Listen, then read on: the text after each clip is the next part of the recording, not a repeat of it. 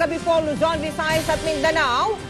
No show si U.S. Marine Private First Class Joseph Scott Pemberton sa preliminary investigation sa reklamong pagpatay kay Jeffrey Jennifer Laude.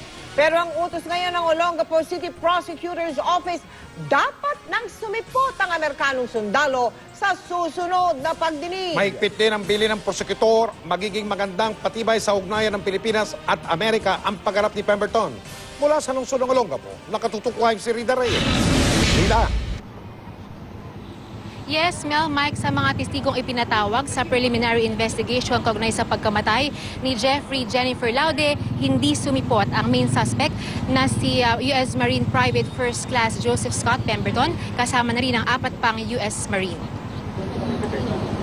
Umabot sa 15 testigo ang dumalo sa unang araw ng preliminary investigation sa kaso ng pagpatay kay Jeffrey Jennifer Laude, pero wala ang lahat ng Amerikano. Panay Pilipinong testigo lang ang dumalo. Kabilang dito ang mga huling nakakita sa biktima at suspect at mga opisyal ng Olongapo Police at SOCO na unang rumisponde sa crime scene.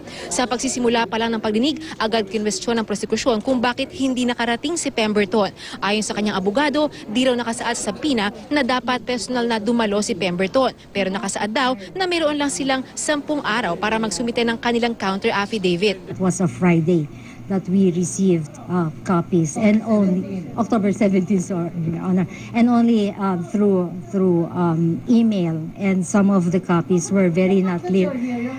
Yes, Your Honor, but I have 10 days. I would like to avail of the 10 days in order to study the case and the various documents submitted by the complainants. Bigo nga rin makarating ang 4 na U.S. Marines na huling nakasama ni Pemberton, pero sabi ng prosekusyon, kailangan silang makadalo sa pagdinig sakaling umusad ang kaso sa korte at kung ipatatawag sila ng korte. Magsasagawa raw ng dagdag na forensic examination ang prosekusyon sa labi ni Laude, hiwalay sa naisumite ng findings mula sa PNP Crime Lab. Nagpapasumite rin ng mucus sample ni Pemberton ang prosekusyon para ma-match sa mga nakalat na ebidensya sa crime scene. Binilinan din ni City Prosecutor Emily Fe de los Santos ang lahat. Let's put an end to the issue that there is bias in the gender here. There's no gender issue here. The issue is somebody got killed. Walang pakialam ang kasarian ng tao. Okay? Let's be clear on that. I don't want statements contrary. So we proceed and focus on the criminal aspect. Pinanumpaan din ng 3 main witness ang kanilang affidavit, kabilang si Barbie, ang kaibigan ni Laude na positibong nagturo kay Pemberton na nasa likod ng pagpatay. Mahigit 2 oras nagtagalang pagdinig. Di naman naiwasang maghayag ng sama ng loob ng pamilya ni Laude sa di pagsipot ni Pemberton. Aminado ang 5-member prosecution panel ng preliminary investigation, karapatan ni Pemberton na hindi dumalo sa mga pagdinig at magsumite ng kanyang sinumpaang salaysay. Pero malaki raw ang pwedeng maging implikasyon nito sa pag-usad ng kaso. Hindi rights lang ng complainants, pati rights ng accused. Kung ayaw niya magbigay ng counter affidavit, that is provided for in the rules. Okay? But, kung ayaw niya, he cannot refute the evidence that is being with us now. Maging ang Department of Foreign Affairs, dismayado sa di pagsipot ni Pemberton sa preliminary investigation. Sa kabila niyan, tiniyak ng DFA na hihilingin nila ang kustodiya kay Pemberton kapag nailabas na ang arrest warrant laban sa sundalong Amerikano. Tiniyak din ng ahensya na nasa USS Perelu pa rin sa Subic si Pemberton. May kinatawan raw ang Pilipinas na nakakita kay Pemberton sa loob ng barko nitong nakaraang linggo.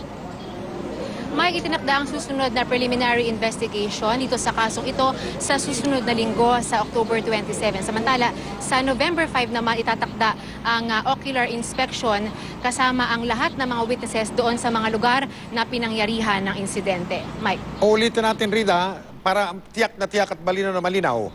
Ang sabi nung prosecutor kanina, dapat, talagang dapat sa Oktubre 27, sumipot si Pemberton. Rida? Okay, Mike, ang sabi ng prosecution, kailangan daw sana sumunod siya under the rules, ano? Pero may karapatan pa rin daw ang panig nitong depensa nitong si Pemberton kung gugustuhin nila na sumipot o hindi sumipot.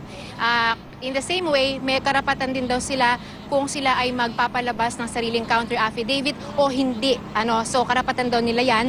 Pero mas makakatulong daw sa pagpapabilis at pagpapaganda nitong kaso na ito kung siya ay magpapakita ng personal, Mike. Hindi pa pala ganun kasigurado kung makikita na natin si Pemberton sa Oktubre 27 o hindi. Maraming salamat, Rida Reyes.